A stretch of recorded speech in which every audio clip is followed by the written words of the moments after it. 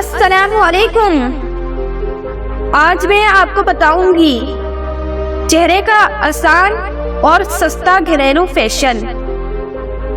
ख़वातीन घर के कामों में इस कदर मसरूफ होती हैं कि पार्लर जाने का वक्त ही नहीं निकाल पाती। ऐसे में ख़वातीन कैसे अपनी स्किन का ख्याल रखें और खुद घर में फेशियल कैसे करें, ये आज मैं आपको बताऊंगी। टमाटर एक ऐसी सब्जी है जो ग़िज़ाइयत के साथ साथ खूबसूरती में इजाफा करने की भी बहुत सी खुसूसियात रखता है। टमाटर से घर में फेशियल करके आप अपने चेहरे की खोई हुई रौनक को बहाल कर सकती हैं।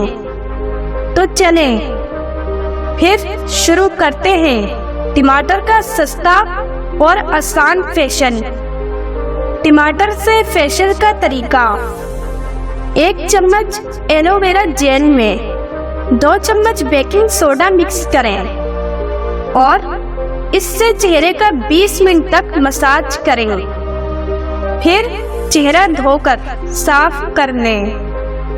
अब एक प्याली में 1 चम्मच चावल का आटा लें। इसमें आधा चम्मच दही और आधा चम्मच नींबू मिक्स करके पेस्ट तैयार करें और चेहरे पर लगाएं। फिर चेहरा धोकर साफ करें।